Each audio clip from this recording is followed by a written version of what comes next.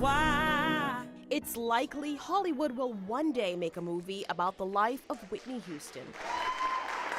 But what about the movie the star had just finished shooting when she died? I know y'all don't love each other that much. Inevitably, there's that first question of, well, do we need to change anything? Houston's sudden passing left studio execs and filmmakers like producer Deborah Martin Chase scrambling for answers about the film's release date and its script. There are a couple lines in the movie that in light of events, you hear them and you're like, oh my God, I can't believe, she's saying that. Was my life not enough of a cautionary tale for you? The world was asking, were we going to speed up the release of the movie? Second thought is, all hands on deck. Cinematic arts professor Jason Squire. Oh yes, all the time. And entertainment lawyer Bianca Goodloe agree Sparkle is part of an unfortunate trend in Hollywood. Feature films requiring crisis management. You really need to repackage them and repurpose them in a way that is not going to continue to put off audiences. Like earlier this year when neighborhood watchman George Zimmerman shot and killed Florida teenager Trayvon Martin. Changing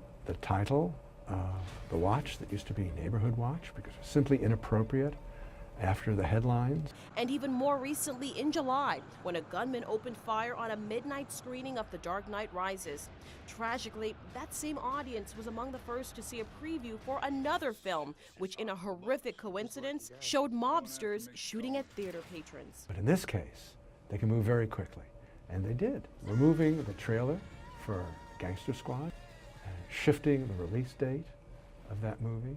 Not only do studios want to react respectfully to an unexpected disaster, they also have a bottom line to consider. You spend mountains of money, obscene amounts of money, so they have to take great care when this issue comes up. Forgive me, but Heath Ledger died while filming The Imaginarium of Dr. Parnassus. Filmmakers were forced to cast additional actors to finish the movie.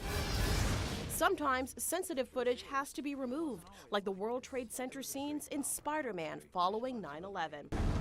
Or pulling a movie from an entire country, which happened to the tsunami thriller Hereafter, following the Japanese disaster. Real-life catastrophe, it's something Hollywood never expects, but with more and more movies coming out every year and increasingly uncertain times, while studios should always be prepared. Keep everything in perspective. Give it time, let it breathe, and this too shall pass. As for Sparkle, in the end, no changes were made to the film's content or release date. We just said no because she wouldn't have wanted us to. This was a movie that she loved and she was passionate about. A movie with its own set of challenges that Martin hopes moves audiences this weekend. It makes me feel I've done something right.